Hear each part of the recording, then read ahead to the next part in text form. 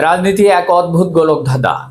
এখানে কখনকার রাজনৈতিক ক্যারিয়ারে হঠাৎ সুনামি বয়ে আনে তা কেউ জানে না দর্শক। ঠিক এই মুহূর্তে বাংলাদেশ রাজনৈতিক অঙ্গনে ঘটে গেছে এমন এক বিস্ফোরণ ঘটনা, যা দেশের পরবর্তী রাষ্ট্রপতি নির্বাচন ঘিরে পুরো দৃশ্যপট বদলে দিয়েছে।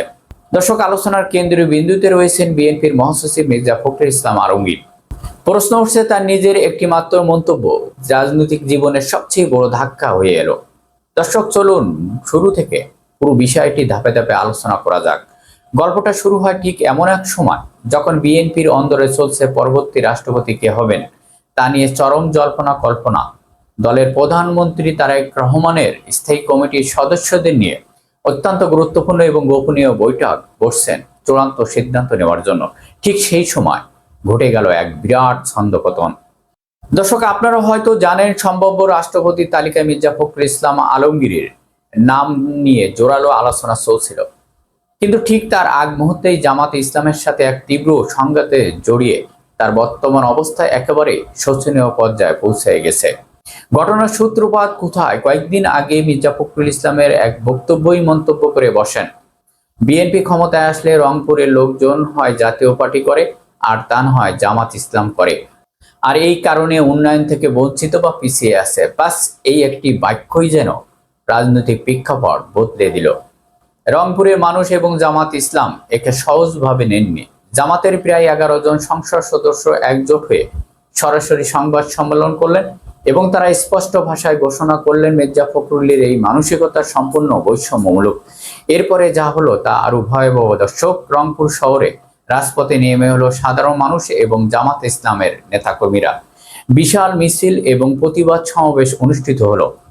রংপুর মহানগরের জামাতের উদ্যোগে পাবলিক লাইব্রেরি থেকে শুরু করে সিটি বাজার, পায়রা চত্বর, জাহাজ কোম্পানি মোড়, প্রেস ক্লাব হয়ে গ্র্যান্ড হোটেল মোড় পর্যন্ত পুরো এলাকা কম্পিত হয়ে উঠল স্লোগানে স্লোগানে। সমাবেশ থেকে রংপুরে মহানগরের জামাতের আমির এটিএম আজম খান এবং জেলা সেক্রেটারি এনামুল হক হুঁশিয়ারি উচ্চারণ করে বললেন, একজন মন্ত্রী শীর্ষ নেতা যদি এমন কথা বলেন যে মানুষ অন্য দলকে ভোট দেয় বলে উন্নয়ন পায় না, তবে তাই ওই অঞ্চলের মানুষের স্বাধীন মত প্রকাশ এবং সাংবিধানিক অধিকারে চরমভাবে খাটো করার শামিল।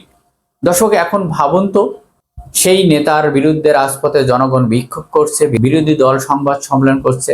সেই ব্যক্তি যদি দেশের মহামান্য রাষ্ট্রপতি হন, তবে তা পুরো রাষ্ট্রপতি পদটাকে কি কলঙ্কিত করবে না? বর্তমান বাংলাদেশ আর আগের মতন নেই দর্শক। এই নতুন বাংলাদেশ সৃষ্টি হয়েছে রক্তের বিনিময়, যার মূল্য ছিল বৈষম্য বিরোধী আন্দোলন। স্বৈরাচারী হাসিনাকে মানুষ শুধু অন্য কারণে হারায়নি, হটিয়েছে বৈষম্য বিরোধী রুখে দাঁড়িয়ে।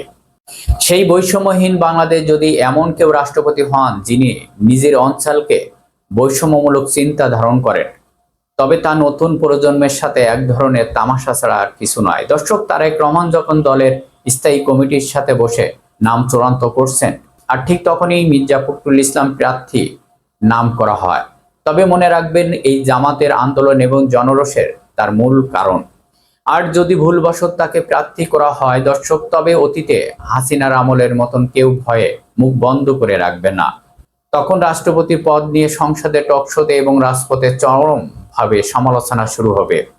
সেই নির্লজ্জ সংস্কৃতি পুনরাবৃত্তি জনগণ আর দেখতে চায় না। তবে কি মির্জা ফখরুলের সামনে আর কোনো রাস্তা খোলা নেই?